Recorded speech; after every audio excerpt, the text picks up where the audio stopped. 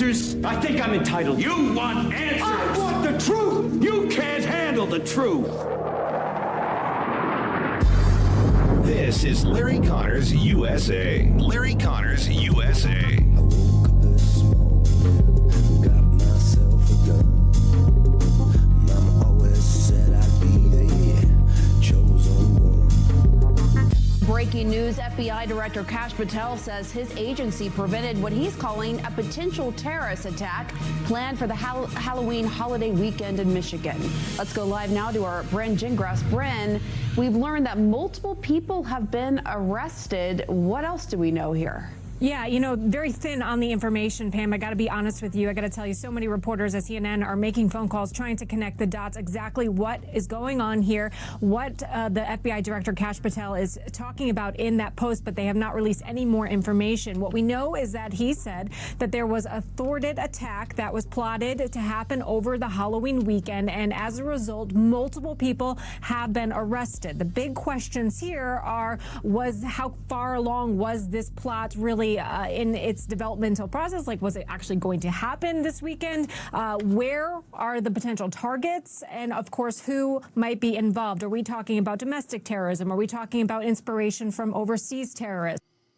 That is a report from, as you heard, CNN about Kash Patel unveiling today that federal agents have arrested multiple suspects in the state of Michigan, allegedly plotting a violent attack over the Halloween weekend.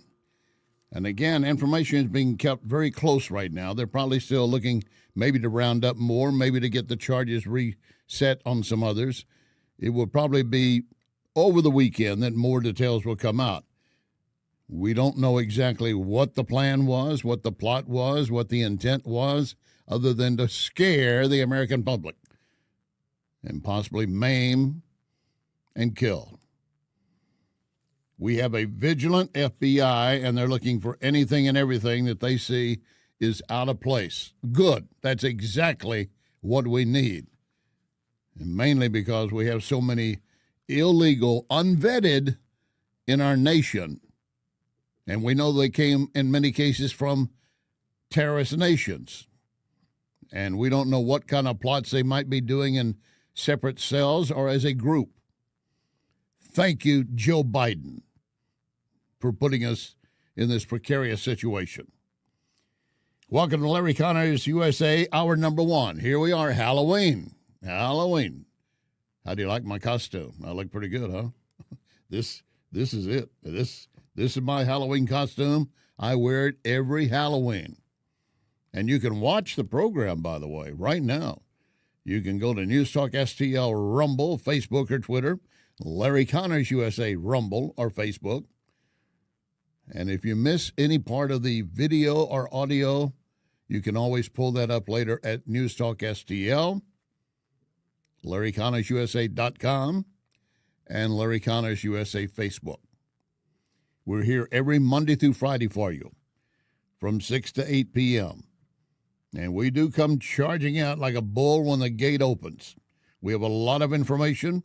And I promise you, by the time we finish, you're going to know more than what you do right now, because Larry Connors USA provides you not only news, analysis, and opinion, but education.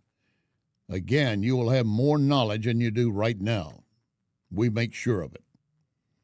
In our next hour, Anderson Cooper, Cottonmouth Cooper from CNN has an interview with a man who would be mayor of New York City. The election is next Tuesday. Mamdani. And Mamdani is making and has made suggestions that the IDF, the Israeli Defense Force, is deeply entrenched in the New York City Police Department and going after people using IDF forces and tactics. We'll get into that in more detail in our next hour. Now, we'll tell you this. Next Tuesday is the election. First guest up Wednesday morning will be former New York Congressman Jean Laboutière. He's a never-Trumper, Reaganite, but he does not like what Mamdani plans for New York City. And, of course, Curtis Sliwa is still in the race, but the numbers don't show any way for him to win. What we have seen with the numbers recently, Mondami is slipping. Right now, Cuomo is within 10 points.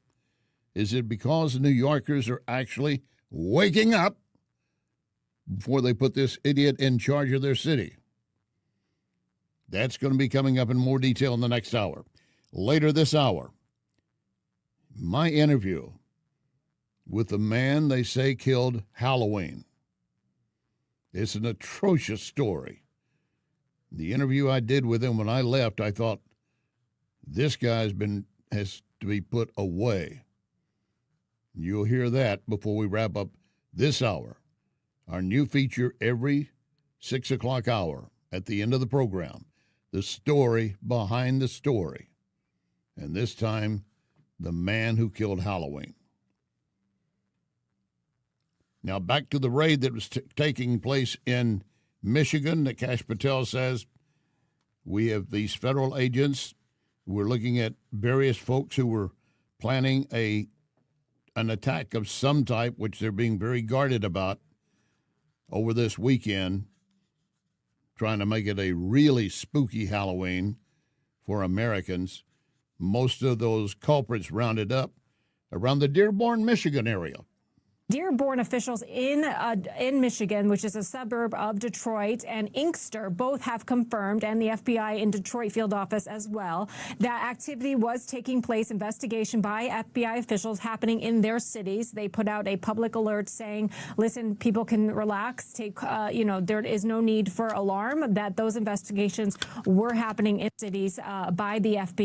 So we know that they are happening in those two towns, active investigations by the FBI. But again, not much more detail about that. Of course, this is Halloween, October 31st. Again, I've been saying it harkens for me just being in New York, that incident that happened back in 2017, that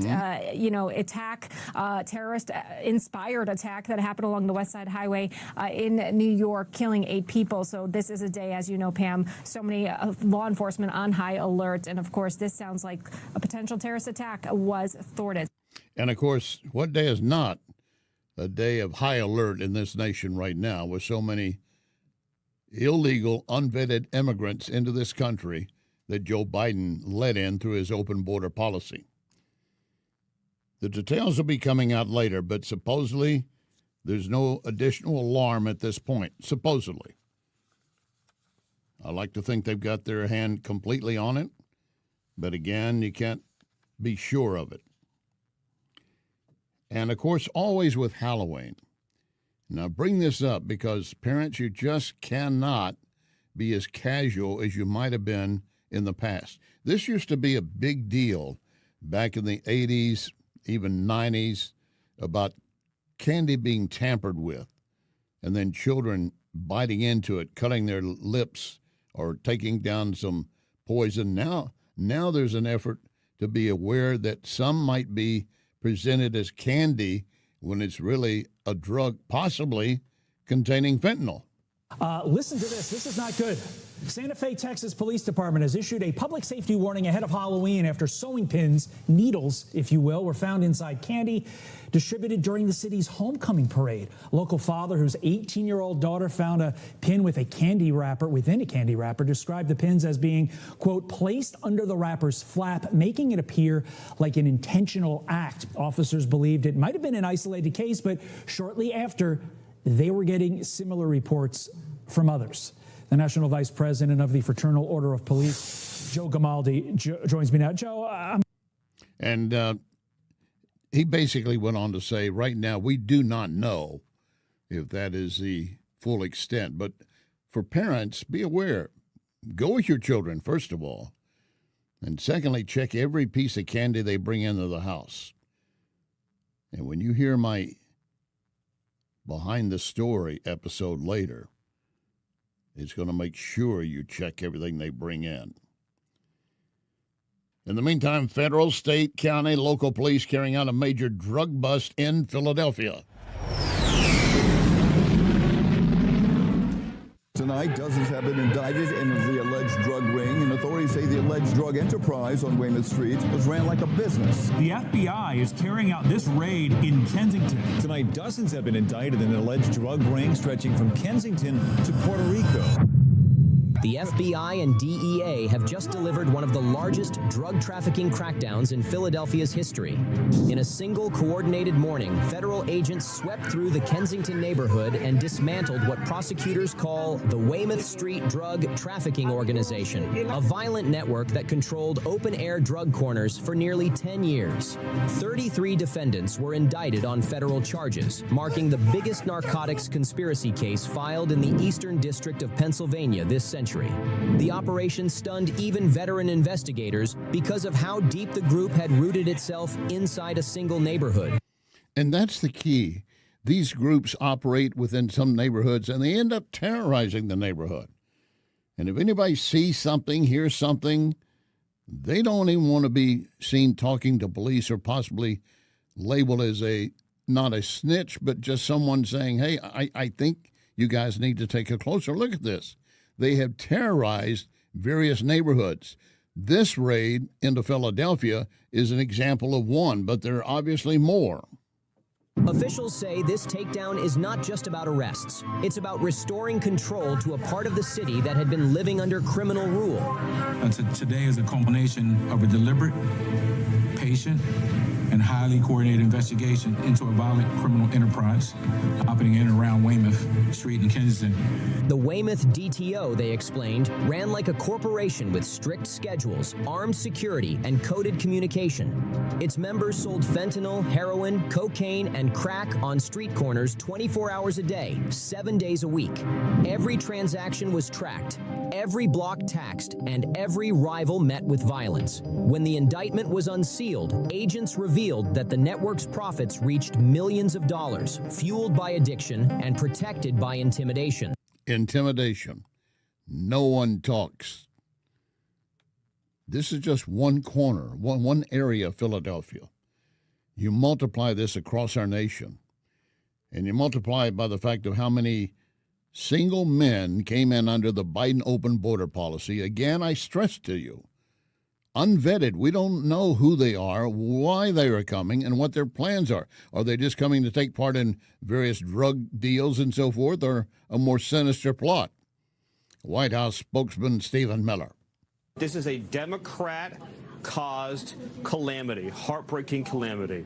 The first crime against Americans was the Biden administration's decision to voluntarily free and release from custody an illegal alien within hours of crossing the southern border. Again, let's go back to the unending nightmare that we lived through for 4 years under Biden, where single adult men in groups in caravans or traveling alone would show up at the border, present themselves, announce, I'm here illegally, I've invaded your country, I demand entry.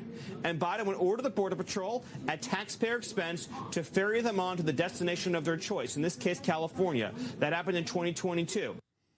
And that was just one instance. And remember, some of them were coming in with this app that they could have on their phone where they could already pre-register to come into our country. So when they were stopped, they said, oh, I've got this app that Joe Biden provided that says I can come in. I can be a citizen in your country.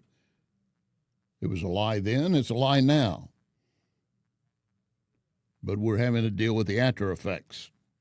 And unfortunately, some families have paid the highest price because they have had loved ones killed by these illegals that have come in, and more, unfortunately, will happen. With a government shutdown, trick-or-treat, going into our 31st day, and yet Pennsylvania Senator Fetterman makes it very clear, my party, the Democrats, we bear the responsibility.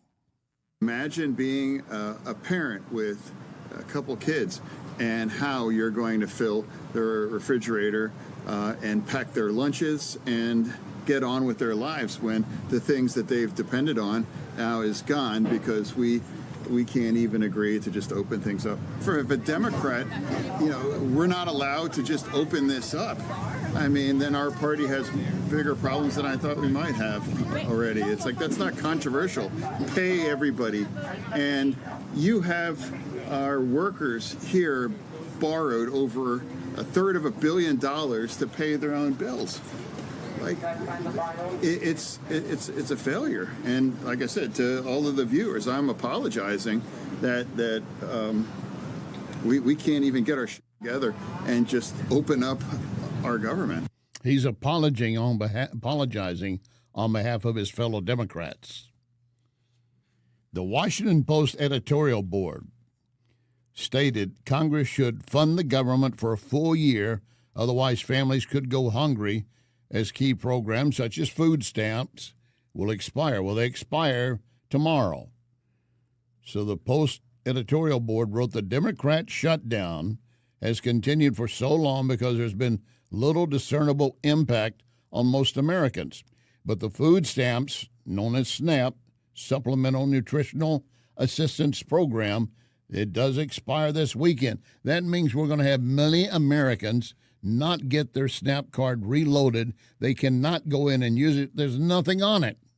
It's like you have a credit card, but you go in, they say, well, there's no money to draw on. It's not going to work.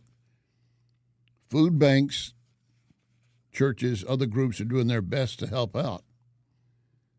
But if you're looking for a boogeyman in all this, it is the Democrats, because there have been numerous votes to try to make everything move forward. Democrats say Republicans need to change their bill. They have gone direct down through this clean resolution, and what the Democrats want to do is add more money in for illegals, more money for transsexual surgery, more money for public broadcasting. That has nothing to do with the price of milk. President Trump is now calling on Senate Republicans to initiate the nuclear option, get rid of the filibuster, which would allow them to to end the government shutdown with a simple majority. He wrote on Truth Social, "It is time for the Republicans to play their Trump card and go for what is called the nuclear option. Get rid of the filibuster and do it now." You got Democrat senators during the Biden administration had called for an end of the filibuster, but then President Biden and some senators called for altering the filibuster. They wanted to protect their voting rights and abortion access. See, they're willing to do it when it fits their needs. This would fit the needs of all Americans. Make it happen. The auto pen scandal is not going away, and my next guest is going to tell you where it is and where it is going. Lock and load. Ready on the right.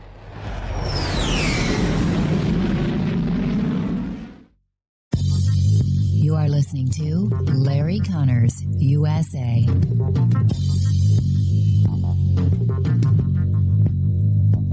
In all these years that Wellington Environmental has been my sponsor, I've never mentioned their duct cleaning services.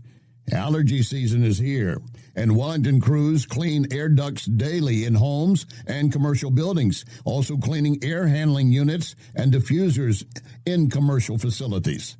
Why? Well, because people will see black dirt and mold on the vents, or they are actually suffering from allergies. Don't be fooled by low-cost duct cleaning providers saying they charge only per vent, because once they get on site, the price will skyrocket. Wellington does not do this, never has. Wellington will give you an estimate, and you say Larry Connors, and immediately you get a 20% discount. Call Cindy, 314-644-4930, 314-644-4930. Make your home and business better, safer with Wellington. Be well with Wellington. Back pain? Follow me to Esquire Sports Medicine, where they've got your back. Esquire is the oldest sports medicine clinic in St. Louis. Dr. Draghi and his team of chiropractors can get you back to work, back to life without the pain. New patients usually scheduled within 24 hours. 314-644-0885. 644-0885. EsquireSportsMedicine.com. Another day must be another roofer in town. John Beal and I were talking. He said, every time you turn around, there's a new roofing company. Many of them have no idea what they're doing, and the statistics show that many will be out of business within 2 to 5 years. Who are you going to call to help you then? You need to remember only one name, John Beal. John Beal Roofing. You have a problem, he can take care of it. And we'll be here for you. John Beal Roofing. Call 1-800-NEW-ROOF. 1-800-NEW-ROOF. The offer. St. Louis cannot stop talking about being held over due to popular demand. Right now, Renewal by Andersen. Buy any window or door, get the next one 50% off. Plus, you could qualify for 0 interest, no payments for 18 months. Renewal by Andersen is the full-service window and door replacement division of Andersen. You've trusted that name for more than 122 years. And our exclusive FiberX frames, 200% stronger than vinyl. Andersen products are also proven to increase your home value by at least 15%. Don't miss out. Schedule your complimentary consultation today at rbastl.com or call 877-WINDOWS, 877-WINDOWS. Renewal by Andersen, award-winning quality, stronger windows, smarter investment. This is News Talk STL. I guess I grew up on an older road, a pedal to the metal, always did what I was told. Until I found out that my brand new clothes came secondhand from the rich kids next door. And I grew up fast, I guess I grew up mean. There's 1,000 things inside my head I wish I ain't seen. And now I just wander through a real bad dream, or feeling like I'm coming apart at the seams. But thank you, Jack Daniels, oh, number 7, Tennessee whiskey got me drinking in heaven. And this is Larry Connors USA. Larry Connors USA. My next guest we've had on numerous times before. She's the Federalist Elections Chief Correspondent, Brianna Lyman, and stating basically the left cannot escape the Biden auto pen. Welcome aboard. Glad to have you with us again. Thanks so much for having me. Well, I'm looking at a piece from the National Review that underscores what we just said you have quoted. And they're saying the Biden auto pen presidency is enraging and at times it veers into comedy. Your thoughts? Yeah, that's the most mild way to put it. And what we've discovered this week, the House is obviously looking into investigations. The Department of Justice is looking into whether or not these auto pen pardons and other orders are legitimate. And I think what's going to be most interesting about this is an opportunity for real accountability, because like I said earlier this week, the left is unable to concede that, yes, President Joe Biden was cognitively impaired, but then in the same breath deny the possibility that someone in his cabinet or unelected official took that pen and used it without Biden's knowledge. Someone who is cognitively impaired and mentally incapacitated does not always have the ability to give consent. So it's very plausible to have that. So it'll be very hard for the left to try and say, yes, Biden was impaired, but no way could that auto pen have been misused. And there were hundreds of pardons granted with that auto pen. Hundreds. Brianna? All right, we'll have to reestablish. Brianna, we got you there? Let's try to get her back. We'll reestablish it. But there were hundreds, and in fact, I'm reading a piece by the New York Times, something she alluded to, an opinion piece in the New York Times. It's not the auto pen, it's what we don't know about Biden's last days, which obviously gets into the fact that no one knew who and what he was doing. Brianna, we got you back on air now. You sure do. Oh, I'm sorry we lost you there. You were making a point exactly to the we don't know how many of these pardons he ever saw or even gave consent to. They were just quickly signed and shoved out the door.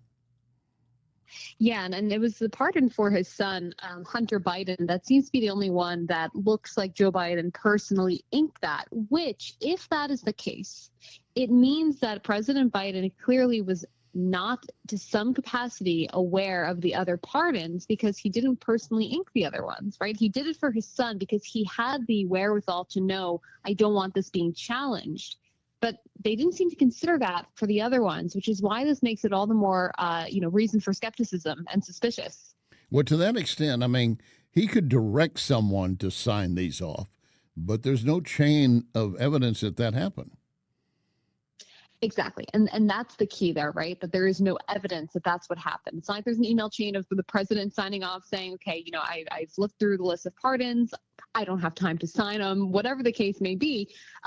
It is very plausible that he did not know about it. And then when you couple that with all the recent information that we've gotten from Jake Tapper, Alex Thompson's book, the New York Times, I think the Wall Street Journal, they've all had a cascading amount of articles about Biden's cognitive decline after he left the White House. So when you take that in conjunction with the pardons, you start to really say, there's a really good chance that Joe Biden did not know about all of these pardons.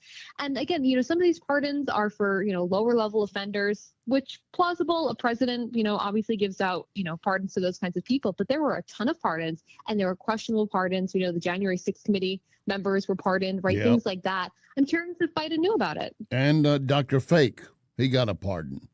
Dr. Fauci. Yes. Yeah. Now, I want to go back to the New York Times statement I read while we were reconnecting with you. They have an opinion piece, basically says, it is not the auto pen. It's what we don't know about Biden's last days in office.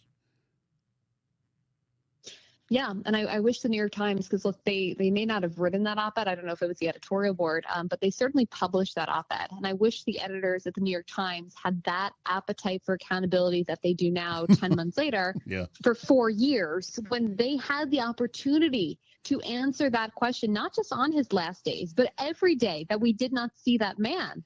Right? I mean, Karine Jean-Pierre, for example, she tells us all the time, or she told us that she talked to the president every day. Right. There's not a lot of photo evidence that she ever actually was physically with him, which I think is kind of odd. We see Caroline Levitt with the president almost every single day. I don't think I've ever really seen more than a handful of photos of Karine Jean-Pierre or anyone in the administration with the president. Where was he for 4 years? Yeah, and I would ask you if she was not talking to Jill Biden. And that's the other key. Who was running the White House at this point?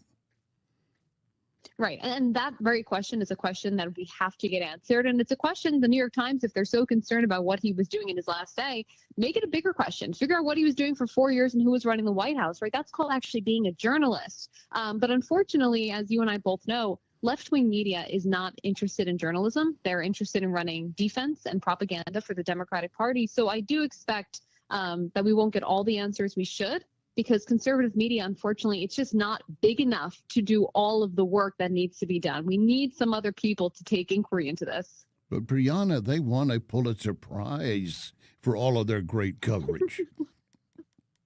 Yeah, and it just goes to show you how worthless the Pulitzer Prize is up there with the Nobel Peace Prize. Yeah, exactly.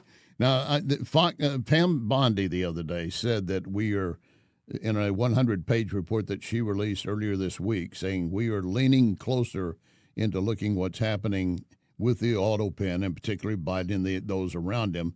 And some sources are saying a lot of the focus now is on Delaware and Washington, D.C. Well, I can understand D.C. What's the Delaware connection?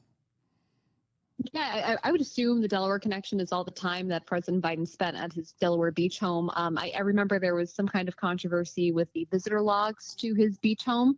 So there's definitely some, there's definitely questions to be had of who was visiting the president's beach home while he was there. Were pardons being signed there? Who was going in and out? Were they, negotiating for pardons on behalf of someone? Like, those are the questions I would probably want to know outside of Delaware or inside of Delaware. Well, the other thing is, as you pointed out, the left cannot escape this story.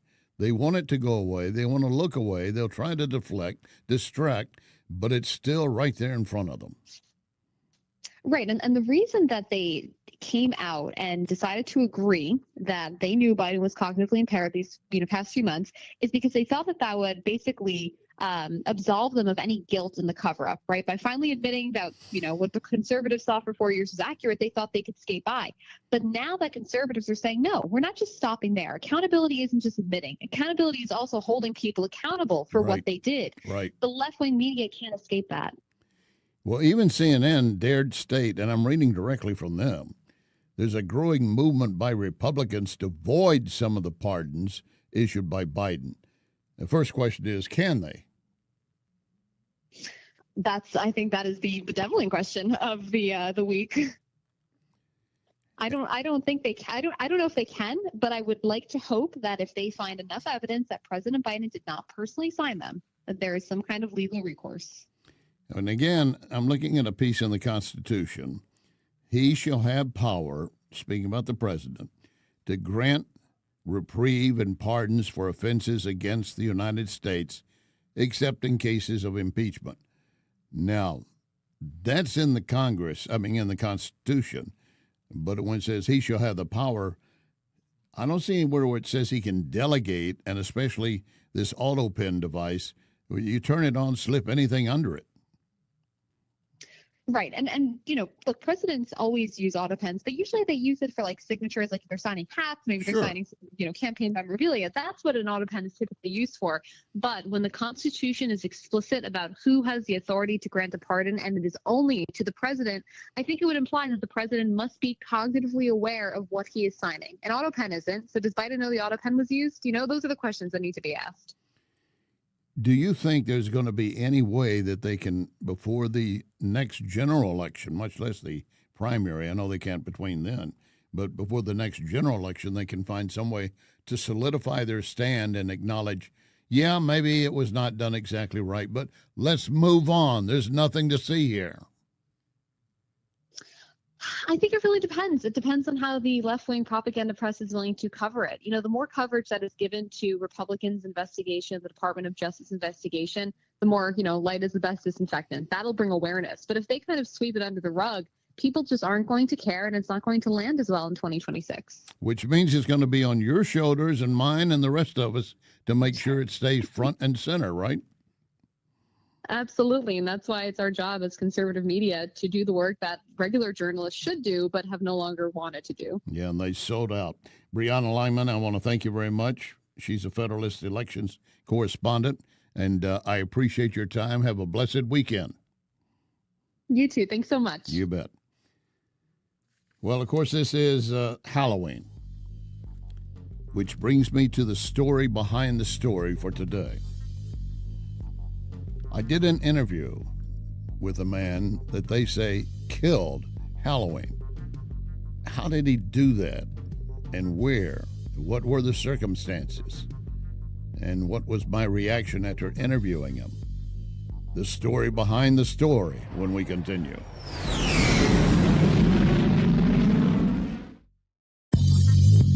You can connect with Larry on Twitter at Larry Connors USA.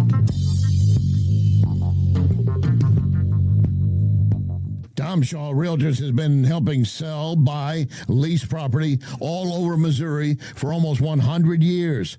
Call him, 636-532-1922, or visit shawrealtors.com. You want the best place to watch baseball or any sport and be able to enjoy premium cigars and whiskeys? Lit Cigar Lounge. Lit has so many events each month, you need to constantly check the Lit Cigar Lounge Facebook. You don't want to miss anything. Plus, you can order food from Napoli Brothers Pizza and Pasta, delivered within minutes right to your table. By the way, we're in the season for great patio dining.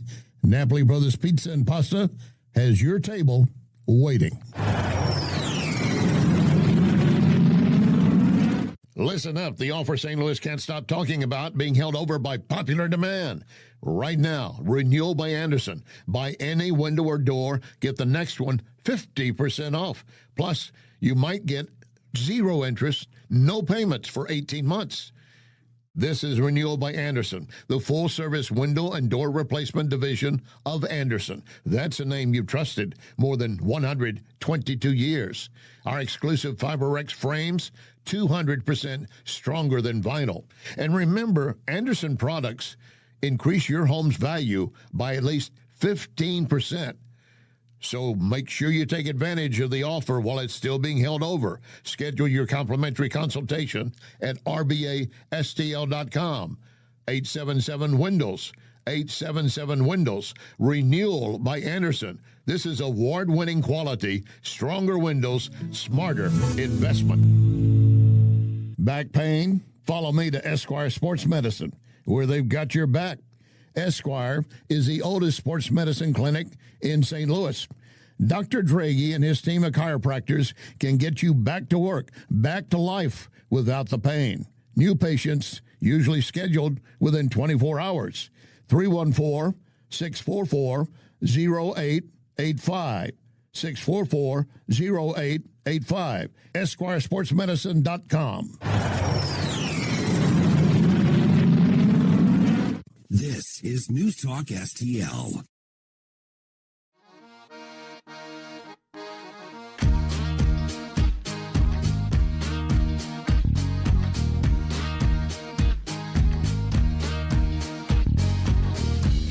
Come with me now. Come with me now.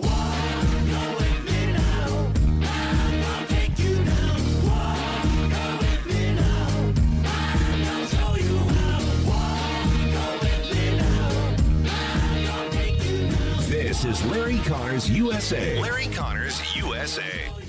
Now, Larry Connors with the story behind the story.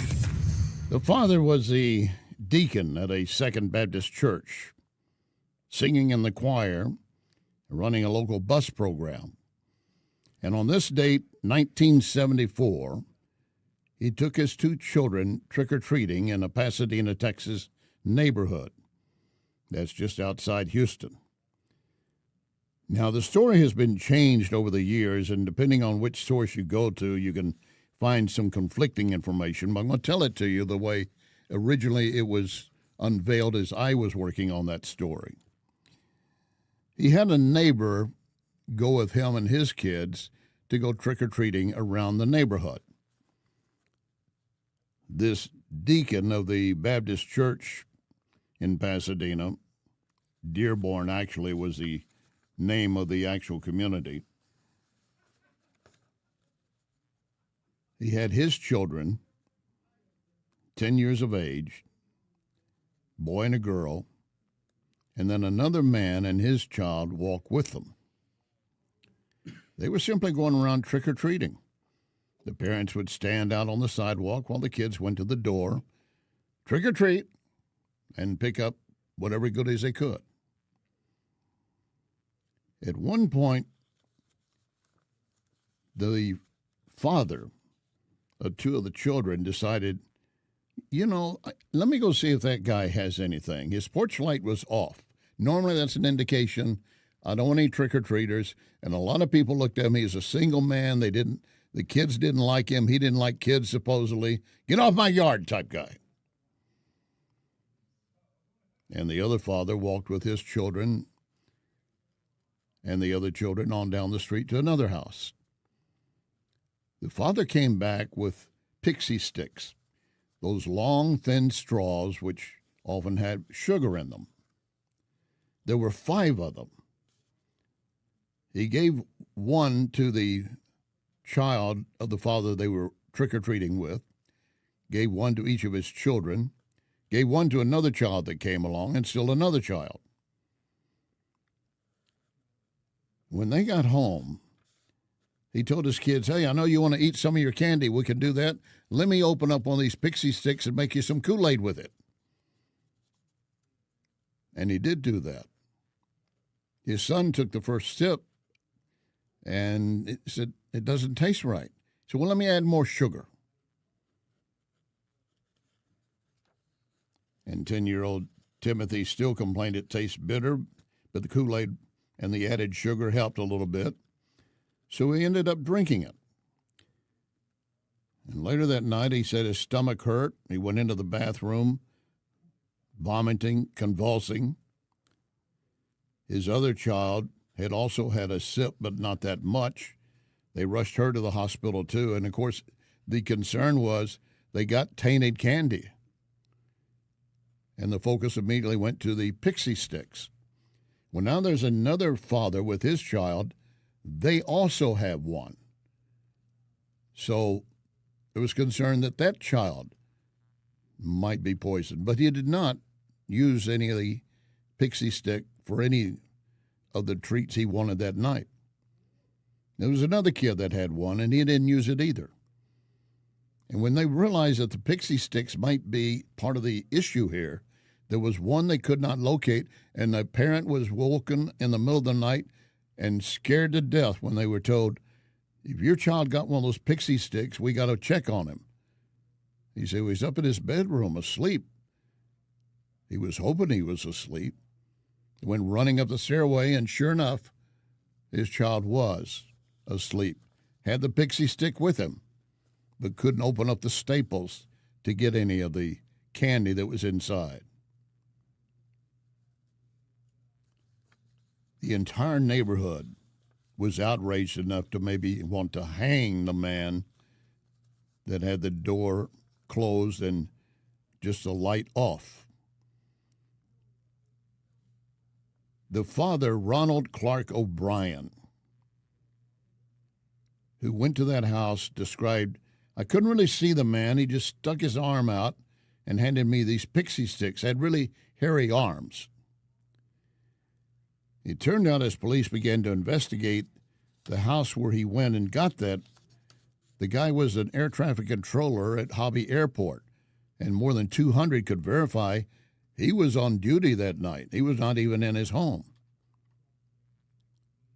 I did an interview with the father and the mother 2 days after their child had died, and the other one was coming out of the hospital.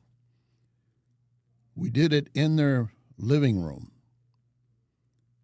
And I'm asking various questions, and I'm watching how the father reacts each time. I'm not clairvoyant, but I have had enough stories like this where I can watch someone and I can pick up things that maybe others might dismiss. Good detectives wouldn't, but I couldn't say for anything for sure. I do know that when I finished that interview, I got in the car with the photographer and I said, I think he's lying. I think he's lying. He knows exactly what happened to his child. In the meantime, I'm calling the prime investigator on the unit. And I said, are you guys having any issue with the story as told by Ronald Clark O'Brien? He said, off the record? I said, off the record. He said, yeah, we got some big issues. And we're looking into some money at play as well. Ronald Clark O'Brien was an optician in one part of Houston. Kind of his store, but it was failing. He was losing money. As they dug deeper into it, they found that he had about $100,000, equivalent to $640,000 now, in debt. And over the 10 years preceding the crime, he'd held 21 different jobs. And he was about to be fired from his latest one. Car going to be repossessed, defaulted on several bank loans. This all taking place, again, as I said, on that Halloween. But 10 years before that, or I take it back, earlier that year in 74, in January of 74, he took out $10,000 insurance policies on his children. That would amount to about $63,000 based on current numbers. And then 1 month before Timothy's death, despite the objections of his life insurance agency, he picked out another $20,000 policy on each child. So that equivalent of about $100,000, $637,000 based on today's numbers. One of the investigators was quoted as saying, I got an adding machine, or I found an adding machine tape during our investigation. It had all the bills written out next to the numbers, on the adding machine tape, and it came out to almost the exact amount of what he was going to collect.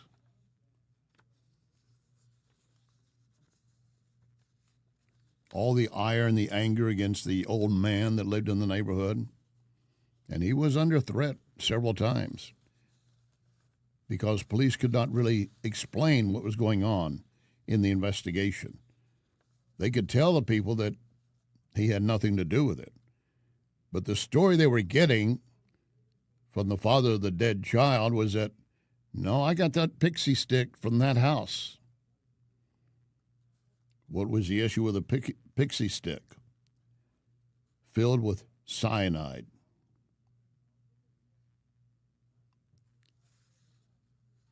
During the trial, a chemist who was acquainted with the father testified that in the summer of 73, the summer before that October 31, 74, he had asked him about cyanide. How much would you need to have to be fatal? Then asked about how can I purchase cyanide? And he said he continued to have an unusual interest in it.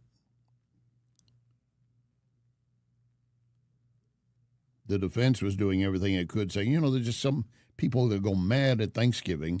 They lace candy with razor blades or something. It could be anybody. But the evidence was in the pixie sticks. It was not sugar, not entirely, had doses of cyanide.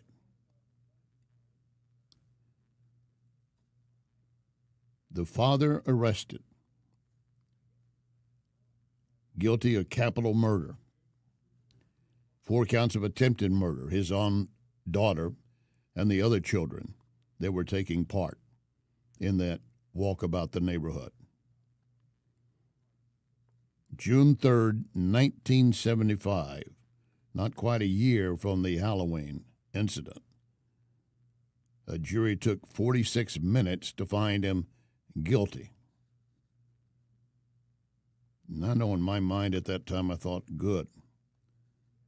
Good, because I was right in that interview. There was something really off and suspect about the guy.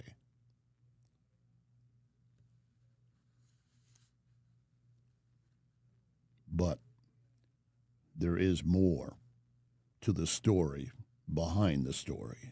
You are listening to Larry Connors, USA. So I hear an out-of-towner asking someone, where's the best place to eat? Before they could respond, I said, Cafe Napoli.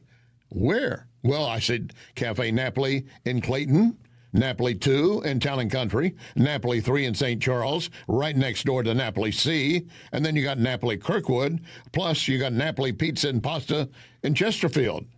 You'll find Napoli everywhere. It's not too early to book a party and buy gift cards. Cafe Napoli. This is Larry Connors, USA. Larry Connors, USA.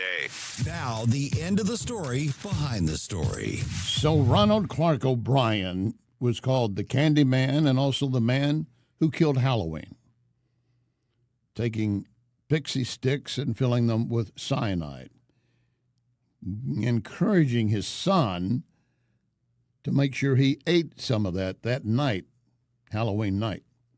Wash it down with Kool-Aid, more sugar. He didn't press his daughter that much, but he did his son.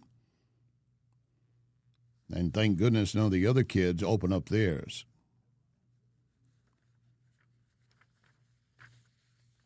He was, as I said, convicted of poisoning his own son on a capital murder charge, which is a death penalty case. The rest of the story here is when it came to his execution. I had since left the Houston area and working in TV in St. Louis. But I happened to be home visiting relatives on this particular date. He was to be executed in Huntsville, Texas.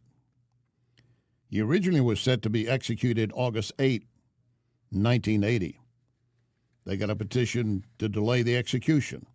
A second set for May 25, 1982.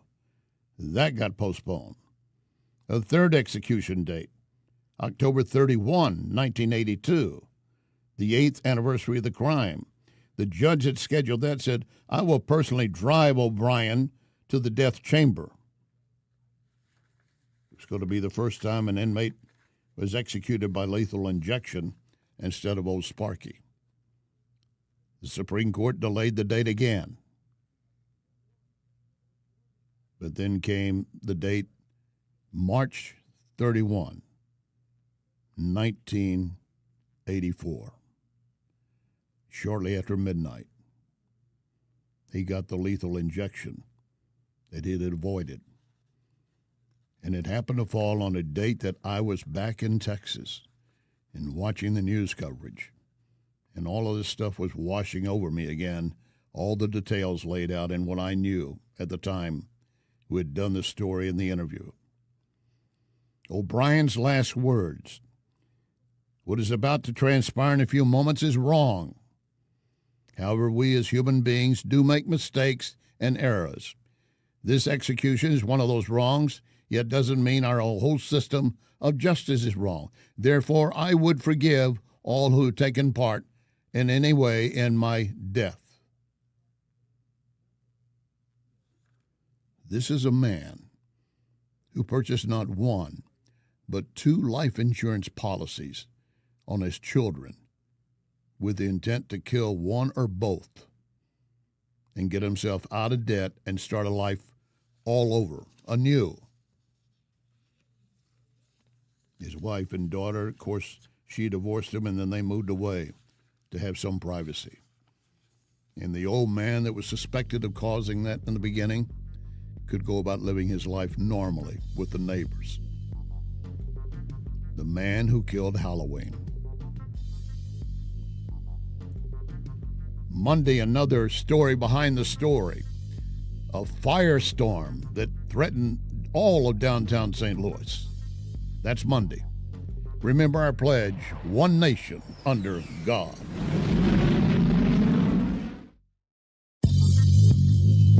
You can hear podcasts of this program at Larry Connors USA Facebook. Larry Connors USA Facebook.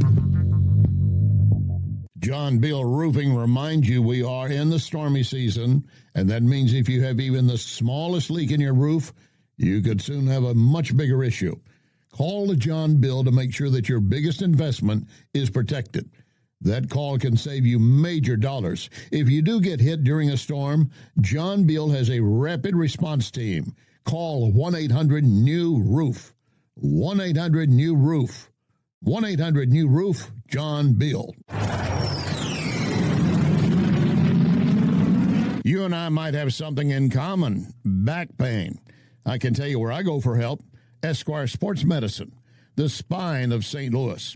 They can put athletes back on the field so they can clearly help us.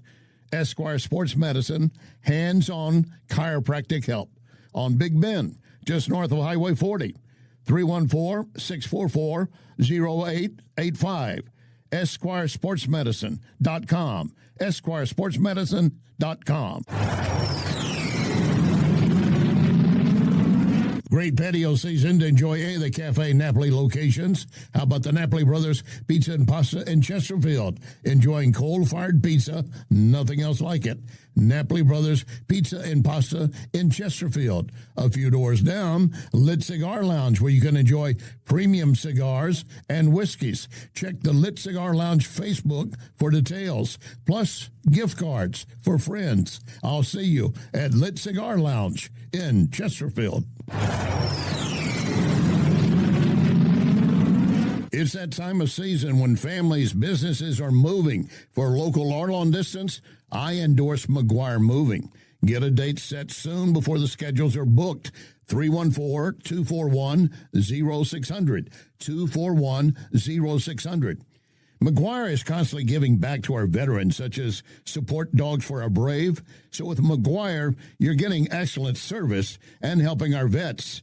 McGuireMoving.com. So many times, Vincent's Jewelers has helped me surprise someone special. Vincent's locally owned can do the same for you, and you don't have to break the bank to get something really nice, maybe even customized. The smile you're going to get back from that special someone, priceless. Check VincentsJewelers.com every day because new items are arriving and there are special deals. Vincent's, my only jeweler. VincentsJewelers.com. VincentsJewelers.com. Larry Connors here. Is your home ready for the chilly months ahead? Renewal by Andersen has a buy one, get one 50% off window event. And if you qualify, 18 months, no payments, zero interest. Not sure if it's the right time? Renewal makes it easy. No obligation window inspection. Just find out what new windows might cost when you're ready. No pressure, no hassle. And remember, no one but Renewal by Andersen can offer 5REX, the proprietary window frame material, 200% stronger than vinyl. Means durability, efficiency, beauty that lasts every season. What are you waiting for? Call 877-WINDOWS or visit rbastl.com and get your consultation. Renewal by Andersen. Superior products, exceptional service. This is News Talk STL.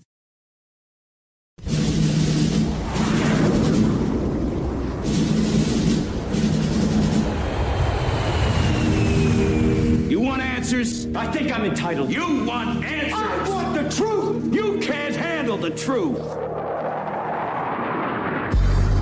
This is Larry Connors USA. Larry Connors USA. I woke up this morning, got myself a gun.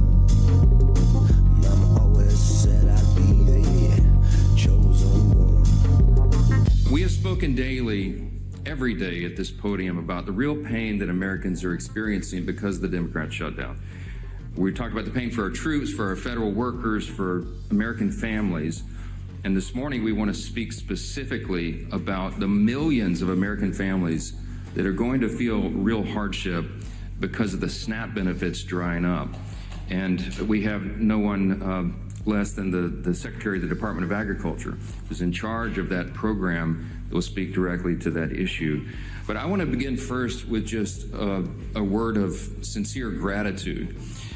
Across this country, we've got millions of federal workers who have been showing up at the office every day without pay. This has drug on for a month now. Those federal workers have shown up for a month straight, not knowing when or if their next paycheck will be delivered. They're doing their jobs, and they're doing it valiantly, while the Senate Democrats simply refuse to do their job. Speaker Mike Johnson on the Schumer shutdown. Now day 31. I want to break this down in several parts. First of all, you heard Speaker Johnson say in praise to the federal workers that are still doing their jobs. And part of that obviously involves FBI, anti-terrorism agents, and so forth.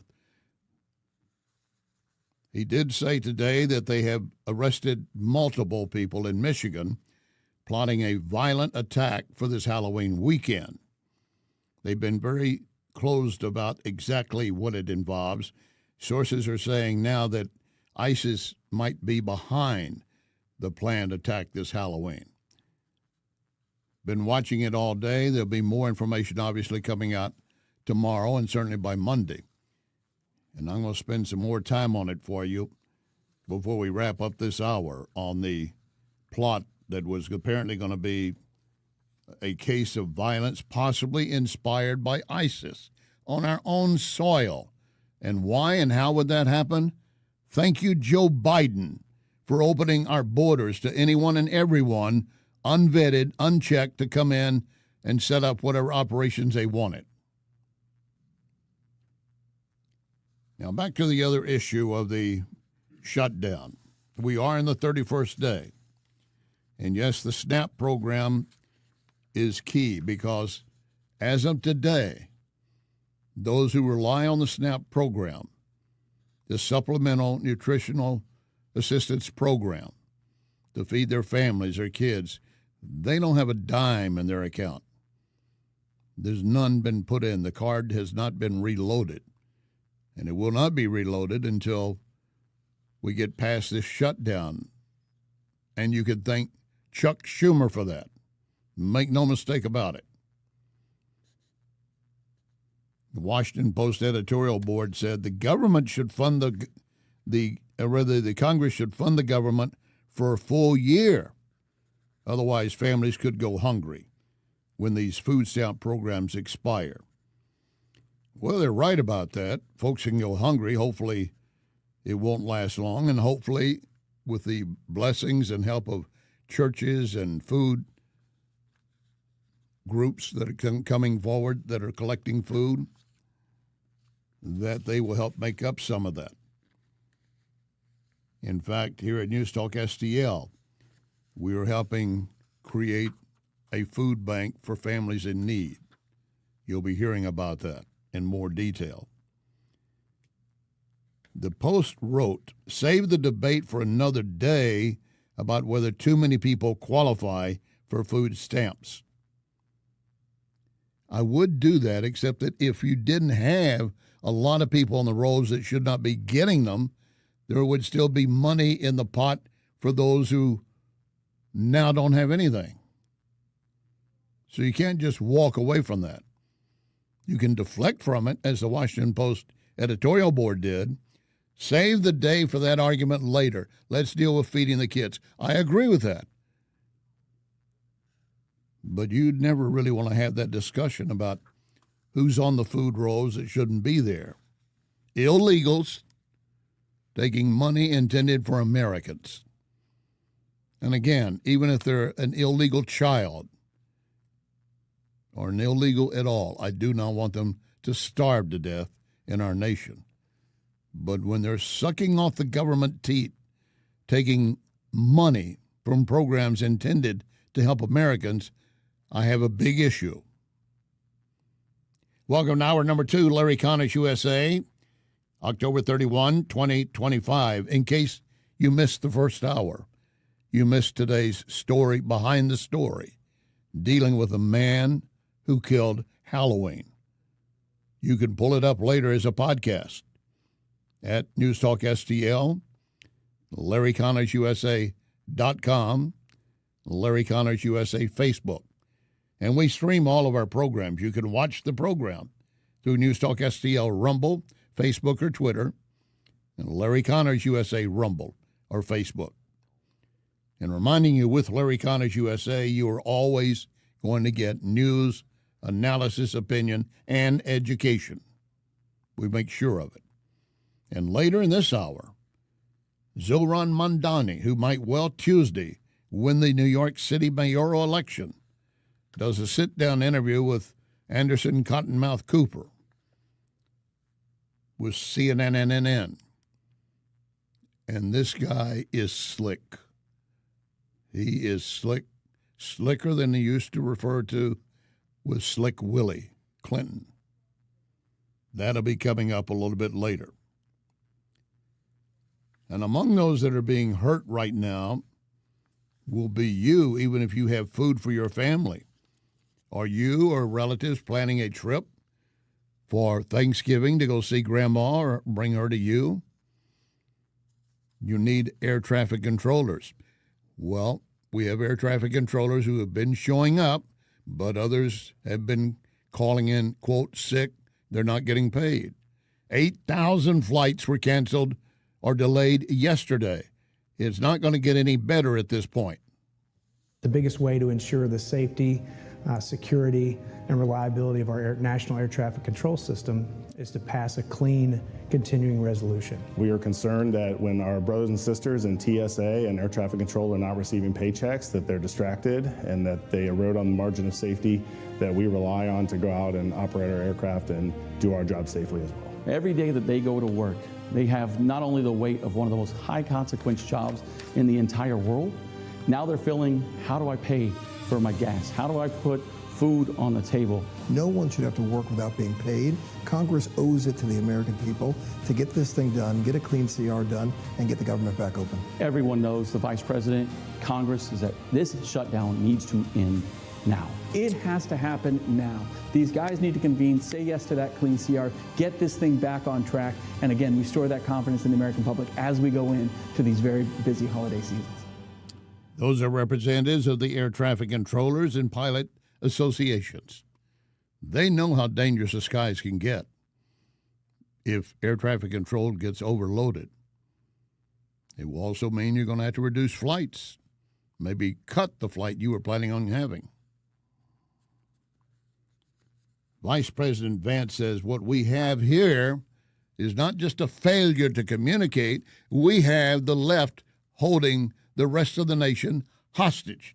Here is our very simple proposal to the Democrats. Let's sit down and come to a compromise and work it out. And you know what the Democrats' response to that is? Give us everything we want, or we're going to shut down the government and keep it shut down. That is not reasonable behavior. That's not how you do compromise in this town. That is the way that the Democrats have operated. They are trying to take a hostage, and we can't reward that behavior. No, we cannot, but I will tell you this. The Hill, which is a left-leaning publication, here's their lead sentence. House Republicans are growing anxious about how they're going to make up for lost time after Speaker Johnson moves to keep the House out of session for more than a month during the government shutdown. So they want to put some of the blame on Johnson. You know why it's shut down right now? Because employees are not being paid. But inside the House, Democrat Congresswoman Oregon Janelle Bynums says the real issue is the Republicans are trying to make us swallow a poison pill, but I'm going to tell you, when that question gets raised for her, she suddenly, what pill? Put a bill on the table, make sure it's very pure and clean, as they like to say, and it doesn't have a whole lot of fluff in it. I'm not here for games. I just want to make sure kids get fed. They did have a clean CR vote on September 19th in the House. Did you vote for it? I disagree with your characterization and want to make sure that we're very clear about what Republicans have been doing. Any bill that they've put forth, they've always had some extra stuff to it. There's always been a poison pill to it. So I disagree with your characterization. What were the poison pills of the clean CR or the continuing resolution? You say it's not clean, that was voted on in the House in mid-September. Here's what's important. I think what you're trying to do is shift the responsibility to Democrats. Right. And here's what's important, Congresswoman. You're trying to shift away from that question about, well, what are the poison pills you're talking about? What are the things you're saying that would be so bad for America that the Republicans put in? It's the same exact bill you guys, and that it would include Schumer, voted for back in March. Where's the poison pill? I disagree with your characterization, and you just have to understand what's happening. We do understand what's happening. You're holding Americans hostage. Speaker Mike Johnson. They are the ones that have voted now between the House and the Senate 14 times to close the government and impose all this pain on the American people. It's the Republicans who have voted over and over to keep the government open. I think there is a break coming. I think the dynamic will change. I certainly hope so. We pray that's true, that the Democrats will be able to continue to feel the pressure from the American people, from all these voices, even in the moderate and center left, like the unions, who are saying, please do the right thing. Stop playing games. You're hurting real Americans, and break that impasse. We're appealing to whatever moderate and centrist Democrats are left in the Senate to do the right thing, put the politics aside, do the right thing for the people so we can get about our work here again and get the government open. They're thinking that come the midterm elections next year, you're going to still blame the Republicans for what's happening. We're past them playing that game and getting away with it. More and more Americans are aware of exactly what's happening. Speaker Johnson pointed out how many times we voted for it, and they reject it over and over. In the meantime, President Trump is calling on Senate Republicans to initiate the nuclear option. By the nuclear option, he's talking about use your, quote, Trump card. Get rid of the filibuster, get rid of it now, so you don't need those 60 votes. You can pass it without it. He said, now we are in power. And if we did what we should be doing, it would immediately end this ridiculous country-destroying shutdown. And he added, if Democrats ever come back into power, it'd be made easier for them if Republicans are not using the great strength available to us by ending the filibuster.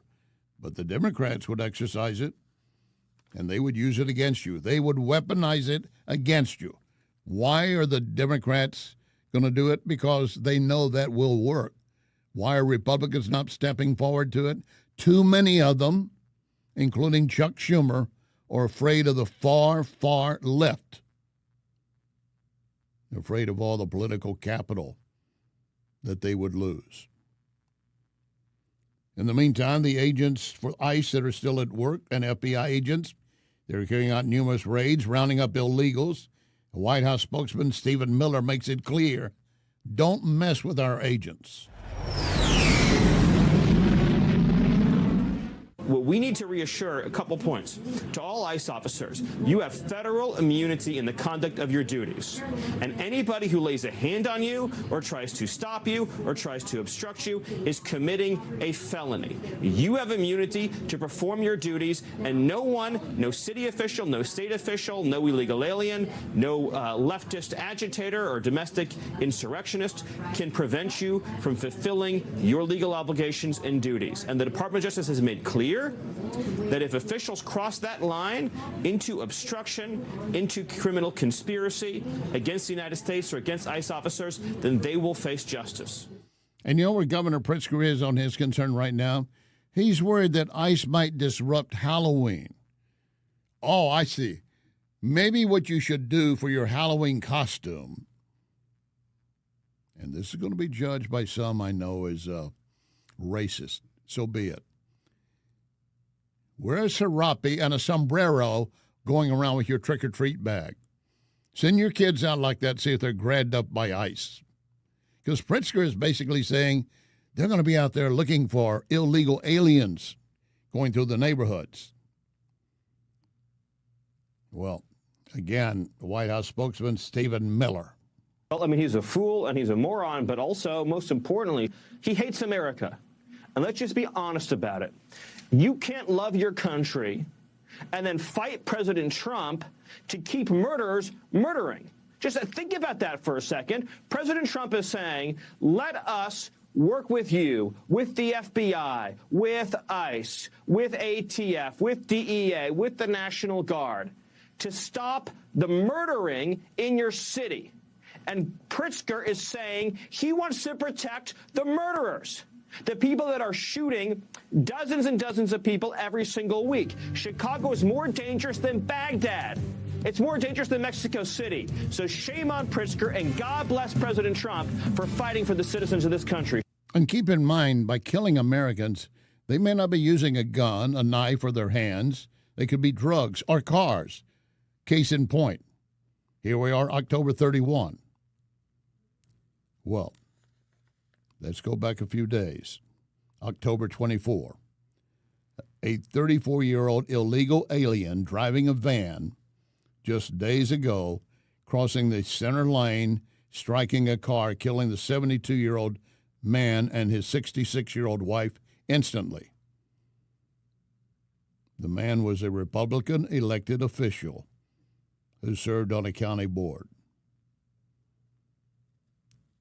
Their obituary reads in part, they were a team in every sense. Together they lived their lives with strong values, unwavering love for family, a deep dedication to their hometown.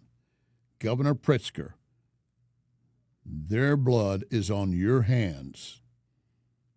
And there will be more, and there is a lot more to add to it. And do you see Pritzker changing his tune? Maybe looking for a way to realize this is the wrong way? No, they are doubling down. Coming up, Mondami claiming that maybe the IDF is helping New York City police. Lock and load, ready on the right. You are listening to Larry Connors, USA.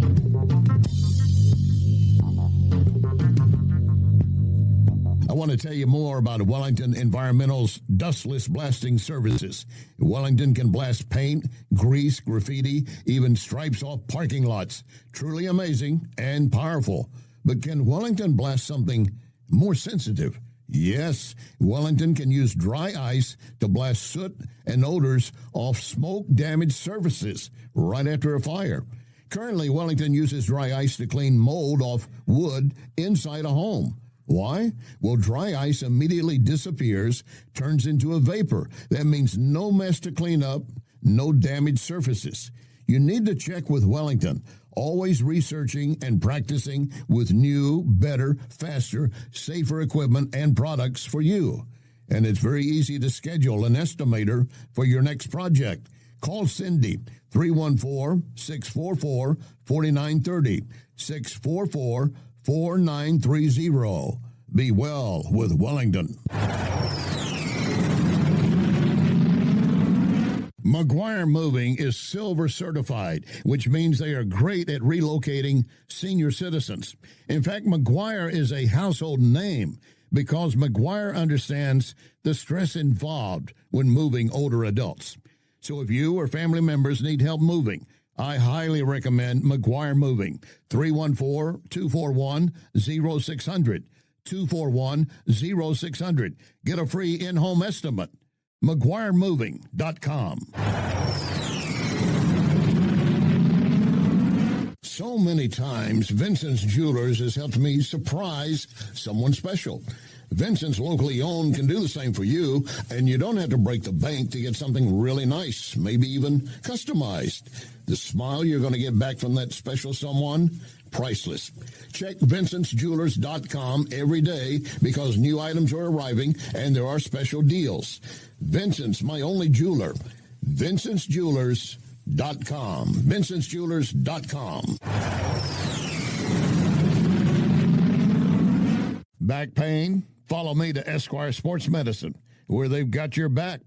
Esquire is the oldest sports medicine clinic in St. Louis. Dr. Draghi and his team of chiropractors can get you back to work, back to life without the pain. New patients usually scheduled within 24 hours. 314-644-0885. 644-0885. EsquireSportsMedicine.com. This is NewsTalkSTL. There's no place to hide down here. No place to hide down here. Went to the rock out on my knees. I heard the angels weep for me. No place to hide down here. This is Larry Connors USA. Larry Connors USA. You would not allow the New York Police Department to engage or to cooperate with ICE or DHS? Not in civil immigration enforcement. We have sanctuary city laws where we've made very, very clear that for a set of serious crimes, there is coordination with the federal administration. But anything beyond that, I think 172 crimes that are listed, that is something for the NYPD to focus on purely right here in New York City. Leading Republicans are trying to make you, in some ways, the new face of the Democratic Party. I'm sure you heard what Speaker Mike Johnson said. He essentially blamed you, at least indirectly, for the ongoing government shutdown. I just want to play what he said. They're worried about the radical left base that is rising in the Democrat Party, and some of the leading politicians here, including the two New Yorkers who run both chambers, Hakeem Jeffries and Chuck Schumer, are afraid they're going to get a challenge from a Mamdani-like candidate. And so they have to show a fight, and that's what this is about. The only reason they did it right now is because they're afraid of the rise of the far-left Marxists in their party, and they have to show them that they're going to fight. And real people are hurting during this political game, this showmanship. Do you believe National Democrats are afraid of you, and Schumer has not endorsed you? I believe that National Democrats are holding the line right now to actually call the question on the Trump administration, which ran a presidential campaign on the premise of cheaper groceries and is now using the power that they won to make it even harder to afford those groceries. And to hear someone try and pin this on me when what we've actually seen is that Americans just want their health care. They just want to be able to afford their groceries, their day-to-day lives. It shows how out of touch the Republican Party is. And how out of touch is Mamdani with New York voters. The polls are changing. I give credit to Anderson Cooper raising that question, but you don't have the support of Schumer. You got Hakeem Jeffries, you got Governor Hochul, but you don't have Schumer weighing in. Schumer is, I'm too busy right now. I can't answer that question. But Mondami wants to turn around saying, well, they're holding the line on keeping Trump in check. And again, he's insisting that ICE is not part of our New York Police Department. And Cooper then asked, so you would not allow the New York Police Department to engage or to cooperate with ICE or DHS, Department of Homeland Security? That should be a given yes. But his response, no, not in civil immigration enforcement. We have sanctuary city laws where we made it very clear that for a set of serious crimes, there is coordination with the federal administration. But anything beyond that, I think 172 crimes are listed. That is something for the NYPD to focus on right here in New York City. You do know if you're an illegal in New York City and they are going to arrest you for one of these crimes, you can claim, I'm an illegal immigrant. Oh, okay, maybe we shouldn't touch you. We'll see if ICE comes after you. There's another part of the interview where Mondami had made a statement a couple of years ago. And he said, I think that for anyone to care about some of these issues, we have to be hyper-local. We have to make it clear that when the boot of the NYPD is on your neck, it's been laced by the IDF, the Israeli Defense Forces. He said we have to take or make not specifically that example all the time, but just to say that for the working class people who have very little time, so many stresses, who are under so many pressures, there isn't that much time for symbolism. We have to make it materially connected to their life. Cooper then asked, now what does that mean? You said that 2 years. What does that mean that the boots of the NYPD have been laced up by the Israeli Defense Forces? Here we go. What does that mean that the boots of the NYPD have been laced by the IDF? It was a reference to training exercises that have taken place between the NYPD and the IDF, and I've spoken again. So do you still believe that the NYPD is basically working in hand in glove with the IDF? No, what I've made very clear is those are training exercises that were of concern to me, and what my focus is on working with the NYPD to actually deliver public safety for New Yorkers across the 5 boroughs. And I've made the decision to retain Police Commissioner Jessica Tisch because of her record in being able to deliver that safety, reducing crime across the 5 boroughs. That's new. Previously you wouldn't say that you wanted to retain her. You were saying point blank. I mean, she's helpful. She's done a remarkable job, it seems, lowering crime rates. What I've said throughout the course of the campaign, I think since April, was that I would consider it because I think these decisions are very important. They're ones that you have to actually take your time with. I appreciate you being here. Thank you. Real pleasure. Yeah, very good. Thank you. Pleasure. You know why the IDF might have been involved with the New York police during that time 2 years ago? Because of the Jew hatred, the anti-Semitism that was rampant throughout New York and New York universities. And they may well have had IDF members in to help identify some of these. I told you the point shift is moving a little bit. I'm looking at some of the latest surveys. At one point, Mondani was showing a 25-point lead over Cuomo, who's running as an independent. 50% to 20%. That was just released yesterday morning, the Emerson College study. And in that one, 21% of supporters black Sliwa, obviously splitting the Mondami vote with Cuomo. The Emerson College poll just last month showed Mondani's support increasing 7 points to 50. And then you get into another issue here on these surveys. Mondami's support jumped from 50% to 71% among black voters. What is he offering black voters? that they would jump in and say, we're with you. Well, free bus fare, lowered rent, controlled rent, grocery stores. Now, here's an interesting endorsement Mondami has picked up. The United Bodegas of America. You know what the bodega is? You don't see them a lot in many areas outside major metropolitan areas. They're just small little shops. Very small shops. Might be posing as a drugstore or a food store or anything. A bodega, just where you go in and grab something and eat. The United Bodegas of America just endorsed Mondami, despite concern that his plan to open city-run grocery stores could put all of them out of business. Mondami says, oh, there's room for all of you. Those bodega owners that buy into that and are supporting it, they're going to find out, no, there's not. Why would anybody come spend money with you if they can go into a grocery store run by the state or city, I should say? Newsweek raises a very interesting question, or actually kind of making it a fact. Zohran Mamdani's chances of winning a landslide in the New York election. He is the front runner and continues to be. So they're saying one betting platform shows that Mamdani currently has a 44% chance of winning 50 to 60% of the vote. If that happens, he could be in store for a landslide victory against former New York Governor Cuomo.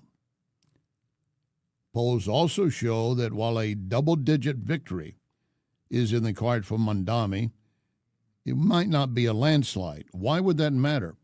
Well, according to Newsweek magazine, in doing this story, the New York City mayoral race has drawn national attention. Yeah, it has. As voters prepare to choose a leader who will set the city's direction on various key issues: housing affordability, public safety, relations with the president and the Democrat establishment. And that doesn't even get into dealing with illegals that are committing crimes across your city. And you're making sure that your police department does nothing to help them. Mamdani is offering everything. You get cake, you get ice cream, and we give you a candle to blow out.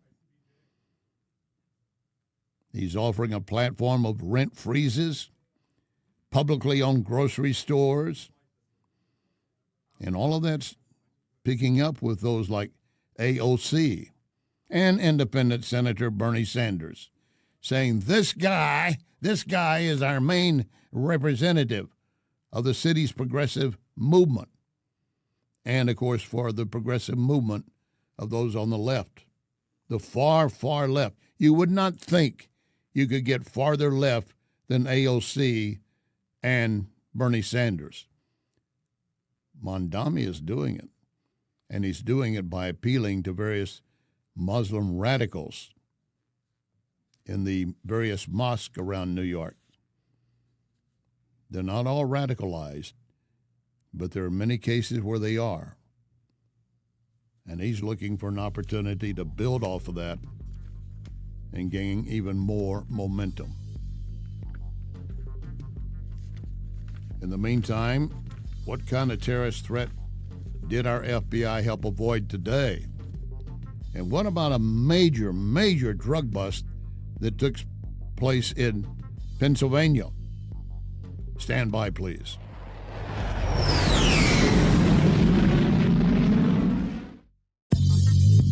You can connect with Larry on Twitter at Larry Connors USA.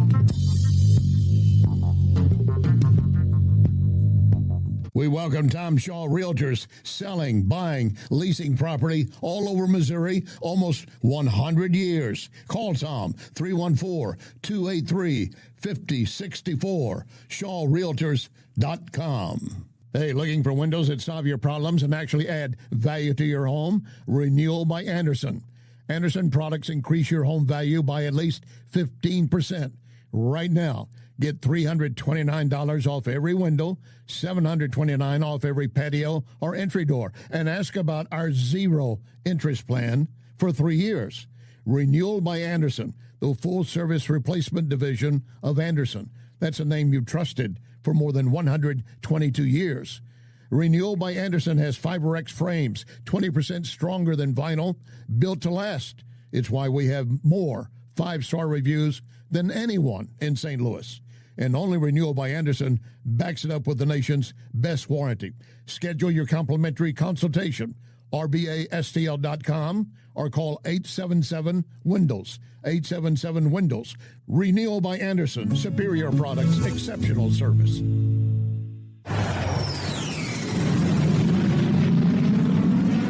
I just checked the events planned at Lit Cigar Lounge, so I'm planning a lot of time there. Top-of-the-line cigars, premium whiskey. Check out litstl.com and join me. Hey, and if we get hungry, Napoli Brothers Pizza and Pasta, just a few doors down. We can order from the menu, be at our table within minutes. Napoli Brothers Pizza and Pasta in Chesterfield Valley, and Lit Cigar Lounge, litstl.com. This is News Talk STL.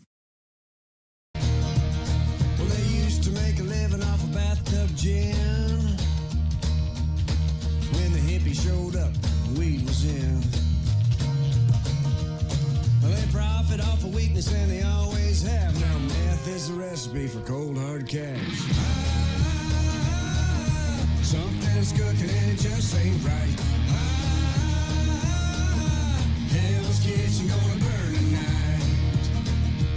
This is Larry Connors USA. Larry Connors USA. Tonight, dozens have been indicted in the alleged drug ring, and authorities say the alleged drug enterprise on Weymouth Street was ran like a business. The FBI is carrying out this raid in Kensington. Tonight, dozens have been indicted in an alleged drug ring stretching from Kensington to Puerto Rico.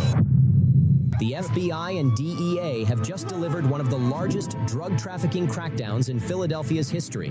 In a single coordinated morning, federal agents swept through the Kensington neighborhood and dismantled what prosecutors call the Weymouth Street Drug Trafficking Organization, a violent network that controlled open-air drug corners for nearly 10 years. 33 defendants were indicted on federal charges, marking the biggest narcotics conspiracy case filed in the Eastern District of Pennsylvania this century. The operation stunned even veteran investigators because of how deep the group had rooted itself inside a single neighborhood. And some neighborhoods never are aware of that, but those that live in the midst of it, you live there and you're trying to send your child off to school. You're hoping they're not going to be accosted by a drug dealer or a pimp or a prostitute on the way. You hope they're not going to be mugged or killed. There are families living in those parts of those areas. But this drug ring has been able to grow and operate basically in the open. Are the cops always looking the wrong way? Some might be.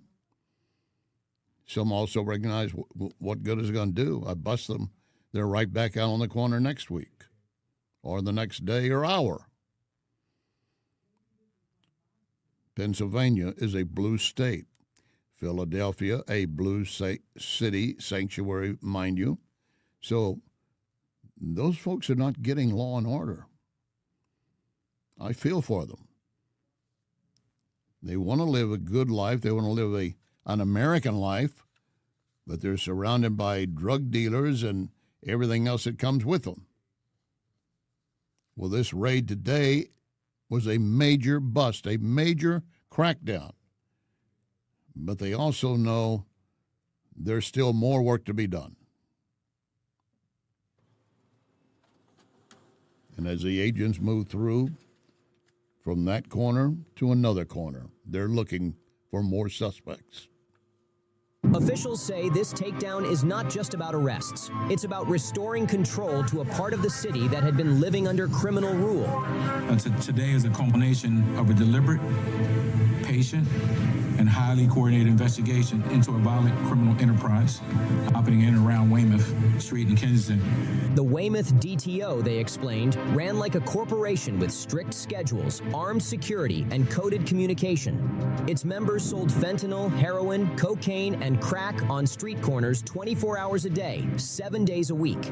Every transaction was tracked, every block taxed, and every rival met with violence. When the indictment was unsealed, agents revealed that the network's profits reached millions of dollars, fueled by addiction and protected by intimidation.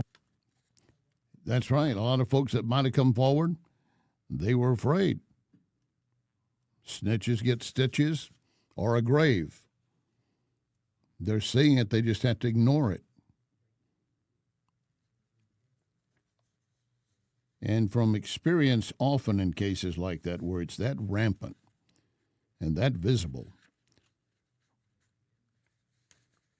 I hate to say it, but I know my fellow officers in blue that would agree with me, friends that are in blue, some of the officers are on the take. They're taking advantage of it, turning their back on their shield and their duty to serve and protect. And they're jeopardizing other officers who are trying to do their job.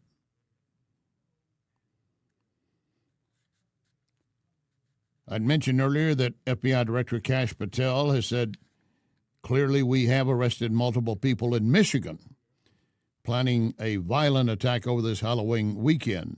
No great details coming out. Probably still trying to put some final pieces together. But he has indicated it is ISIS-inspired and maybe ISIS-backed. What is ISIS doing in our country? How did they get here?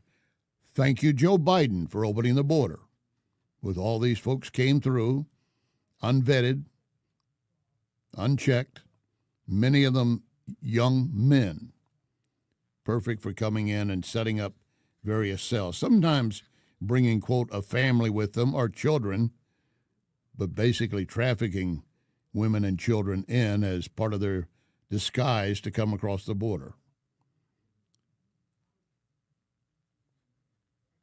Patel is still holding back a lot of the information. And he says there is no further threat to the community at this point. Dearborn, Michigan, one of those targets. Dearborn is a basic home base for a lot of the Muslims in that area.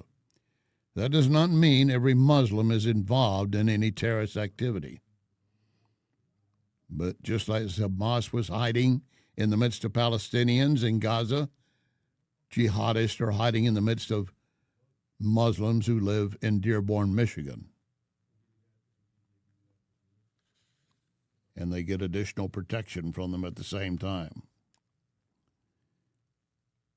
In the meantime, we continue to see ICE crack down on illegal aliens who had driver's licenses they never should have got. Since May, the Department of Secretary of Transportation says we have found 7,200 semi-truck drivers we'd taken off the roadway because they could not speak or understand English enough to operate a big rig. So they're off the highways. Where do they get a license to do that? Sanctuary state, I should say, of California, and maybe New York as well. You already know one tragedy an illegal driver is responsible for, and that is making a U-turn in the middle of a highway, killing 3 people. He could clearly say, I didn't know, because he did not know the laws nor the language, could barely recognize road signs when they gave him the license. Why would they do that? Well, because they want votes. If you get a commercial driver's license or driver's licenses at any point, that may give you an opportunity to vote the next time. Do you think the state of California will come forward to those 3 killed in Florida by that truck driver and make some kind of half-hearted even, gesture of apology and compensation? And how much would it take to compensate you for the loss of a loved one when our own government or members inside this government allowed it to happen to begin with? And just yesterday, the Department of Homeland Security announced that, again with ICE and its help with the Indiana State Police, they have taken more than 145 illegal aliens driving semi-trucks off the highway. Just in Indiana, 145 as of yesterday. There are a lot of good truck drivers on the road. Even the best can make a mistake and fall asleep at the wheel or anything of that nature. But if you're getting this many illegals that are driving trucks up and down our highways, be very careful when you approach a truck or it's approaching you.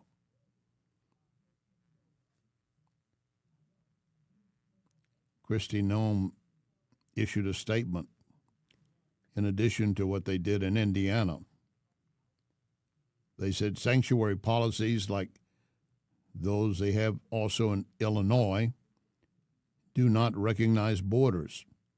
ICE and the Indiana State Police have been arresting hundreds of illegal truck drivers who should not be on our highways. Shouldn't happen in Indiana, Illinois, or any of our states. No reason for those folks to be on the road.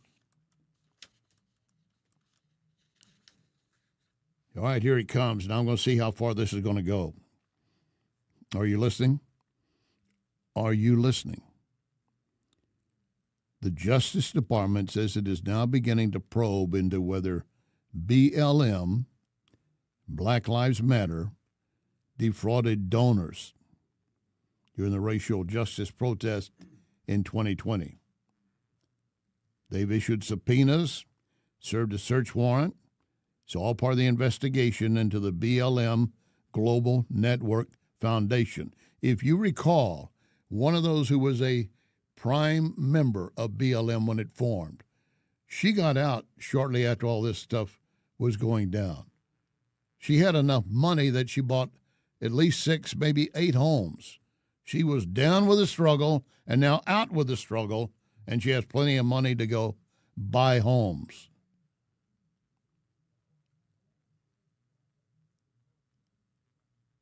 Part of it, of course, linked to the deaths of George Floyd. Part of it linked to Mike Brown and Ferguson. But according to the Associated Press, it's not clear if this investigation will result in criminal charges. But the fact that it's even happening invites fresh scrutiny to a movement in recent years that faced criticism about a public accounting of donations it got. There were a lot of grifters inside BLM. They were not there about Black Lives Matter. And I would remind you, all lives matter. But they were there. What's in it for me? What can I get? If I go out and sell some BLM pens, $5 a pop, I can make a pretty tidy sum pretty fast. And if I can get government help, I'll get big dollars. That's what they've been doing. So now we're going to see exactly what the Justice Department's going to do about it. I fully expect Pam Bondi to lower the hammer with force.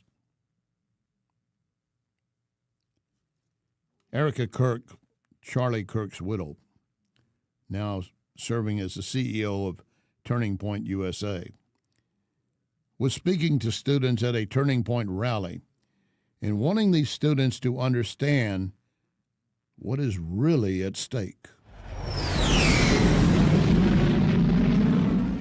The more that I am coming to grips with the permanency of this nightmare, the more that I'm starting to realize and witness that the enemy, he doesn't want you. He wants your territory. He wants your influence. That's exactly right. And as she said, trying to deal with this nightmare that continues, that's the loss of Charlie. Every day that woman has to wake up and know her husband is dead. Killed on a university campus while simply taking questions and debating and having free speech with college students. And she's left to raise their child. But she's also trying to hold up the light that Charlie Kirk first turned on. And she's right. They're not going to be necessarily coming to take you, but they want your influence and your control. And there will be a lot of influencers across the internet that would jump on that and say, I'm willing to serve to denounce Charlie Kirk and Turning Point USA.